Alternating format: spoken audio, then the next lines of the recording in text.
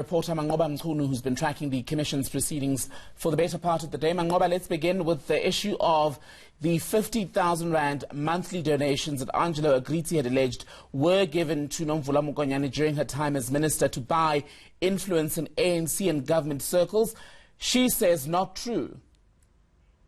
Well, certainly, Timbegile, that's been the evidence of the former minister saying that there is no truth to those allegations. You recall Angelo Agrizi saying that there was a monthly payment of 50,000 that were made to Nomvula Mokonyane. In fact, on one occasion, even recalling a time between 2009 and 2014 where he said they've gone personally to Nomvula Mokonyane's home together with the then CEO, Gavin Watson, to deliver a great bag of money. But of course, she says this is all not true. It's hogwash. She says that as far as she's concerned, she has never at all had Angelo Agrizi coming to her home or ever met Angelo Agrizi at her home. She says that what he claims that there was this payment is simply not true. And she says that at the time, she's not aware of any of those payments that were made, and saying that, in fact, when she had met Gavin Watson on several occasions, this was simply to talk about issues relating to the ruling party, the ANC, but at no occasion had she ever received any bribery from Bosasa. And in fact, going as far as saying that even the home renovations that allegedly she's said to have received at her Krugersdorp home, that also did not happen. She says that there's no point where she has instructed Bosasa or Angelo Agrizi to actually cater or to do any of the maintenance work and security upgrades at her home. So basically, she has denied most of those allegations that were made by Angelo Agrizi, saying that they're simply not true. And there was a bit of an issue, Manqoba, earlier in the proceedings about Nomvula Mokonyane's 50th birthday. Angelo Agrizi had claimed that too was bankrolled by Bosasa. She disputed both that fact and the venue where this party said to have taken place. Indeed, Tembegile, you recall that Angelo Agrizi had testified, or in his affidavit, had stated that he was part of the planning of Nomvula Mokonyane's 50th birthday, saying that the theme of it, if I remember correctly, was break a leg. And he says that that party had taken place at the Victoria Guest Lounge. And of course, Nomvula Mokonyane saying that that is simply not true. She says that the party which she held was held at Silver Star Hotel, that's in Krugersdorp. So she's saying that the claims that were made by Agrizi in that statement are not true. And she says that she has never at any occasion asked for Bosasa to make any payments to her party or either to fund any events in the ANC. You recall evidence of Angelo Agrizi that Nomvula Mokonyane was actively involved in sourcing funding for the electioneering of the ANC and also the birthday cake of the former president Jacob Zuma. But she has poured cold water on all those allegations, insisting that this is all just a campaign by Angelo Agrizi to discredit her reputation. At a much deeper Manqoba level and perhaps more personal, the former minister actually becoming quite emotional this afternoon as she addressed claims that Bosasa had also been roped in to pay for the burial of her son who sadly passed away. Indeed, Timbegile, and you recall the allegations that were made is that Nomvula Mokonyane had asked for funding for funerals, not only of her son, but also for her relatives. That's according to Angelo Agrizi. But this afternoon, Nomvula Mokonyane denying all of that. In fact, she's saying that the fact that Angelo Agrizi has even raised this issue is very insensitive of him and shows that he really doesn't have Ubuntu in this aspect. She says, you'll understand that African funerals, the family needs to be involved, and this is deeply a personal sort of a service that has to be done by the family. So she says that the allegations that were made that it was actually Bosasa that paid for the tents, the marquee, that paid for the coffin even of the funeral are simply not true, and says that this was simply from her own pocket as the family. And she says that what Angelo Agrizi is claiming is totally wrong, it's false, and it's actually unethical, and says that it is indeed insensitive of him to do so.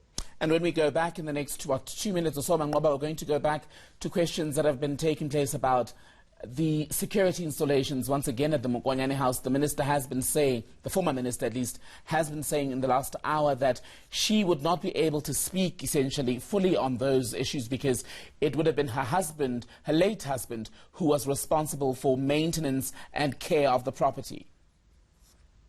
Indeed, that's what she's testified so far. There have been questions raised about the evidence of Charles Leroux, who testified a few weeks ago, who did mention the fact that he had gone to Nomvula Mokonyane's home several occasions to fix electric faults at the house. And Nomvula Mokonyane is simply saying that the responsibility of security at the house was tasked with her husband, the late Serge Mokonyane. So she says that at no point was she ever involved in that, or did she ever instruct for those electric faults to be fixed at her home, nor did she ever instruct for any of those sort of like maintenance works that were done at home to be done by Bosasa. So she's basically denied or downplayed her role in this, saying that she was simply not involved in this, but the person who would have been involved in that process would have been her husband, of course, who would have then met those officials. But she says he has also never told her at any point that Bosasa had paid for some of those maintenance or those upgrades at her home. So we're still going to hear more of what she's going to say, but certainly the sense that we're getting from her is that she never authorized any of those upgrades, if there were, and that it was simply the responsibility of her husband that to do so. And all these denials, Manqoba, bring us back to the question of why Angelo Agrizi, the former Bosasa COO, would then accuse Nomvula Mokonyane of all of this, and that was one of the first things that she addressed in her opening statement before being led in evidence. Indeed, Tibigile. And she says these claims are simply not true. They are trying to defame her character, the little that she says she has worked hard to build. And she says that Agrizi's testimony so far is defamatory to her. It's also laden with contradictions. And also she believes that this is merely Agrizi trying to sort of defame her character, as I've said it before. But also beyond that, she says that the people like Tutumiene also being roped into this evidence is clear indication from Agrizi that he has a sinister plot to try and paint people that were close to the then President Jacob Zuma on a particular brush. So he insists that, of course, that all of these allegations that were made are baseless and that they simply show that there is a ploy by Angelo Agrizi to taint her in a bad way. And Manqoba, this goes back to something we were talking about just a few minutes ago, where the evidence leader wanted to get an idea of how ANC donation systems, especially ahead of big gatherings and that sort of thing, generally work, which of course in South Africa ties in to the bigger question about political party funding. And one of the things that Nomvula Mokonyane was saying that was that in the timeline given by Agrizi, what becomes clear is that he does not seem to understand who is in charge of that fundraising timeline. She says it would in fact have been the Treasurer General in much of the instances who would have had to lead those sort of drives. Indeed, Tibigile, and the allegations there was that it was Nomvula Mokonyane who had sourced or requested funding from Bosasa to fund the Gauteng electioneering campaigns. And she says that it simply shows that Agrizi does not understand how the ruling party works and that he clearly has no understanding. This is merely a fabrication on his part. In fact, let's take a listen to what she had to say on this. The fundraising committee of the ANC is headed by the Treasurer General of the ANC. There is a fundraising committee and there are fundraising initiatives. It is not the individual. No individual has the capacity and the ability to go all out and go and look for resources. You have to actually work and even be led by a Treasurer General of the African National Congress. I've never been a treasurer of the ANC. I've been a treasurer of the South African Communist Party here in Gauteng, in the Southern Transvaal. And I have been part of those who work and organize ANC events. And for the record, I can't deny that Bosasa had actually come out to support the ANC in its initiatives. Despite that response, Manqoba, also important to highlight that Nomvula Mokonyane did say that as she appears at the Zondo inquiry this week, she's not appearing on behalf of the African National Congress.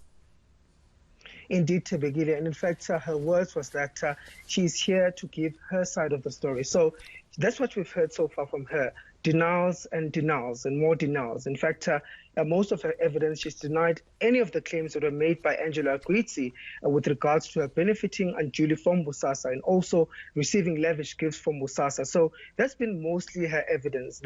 I think one point where she did agree to some extent with Gwitsi was the fact that some of the election campaigns done by the ANC were actually sponsored by Bosasa, but to the extent that she had been the one who had gone asking for funds from Bosasa, that as well she simply denied.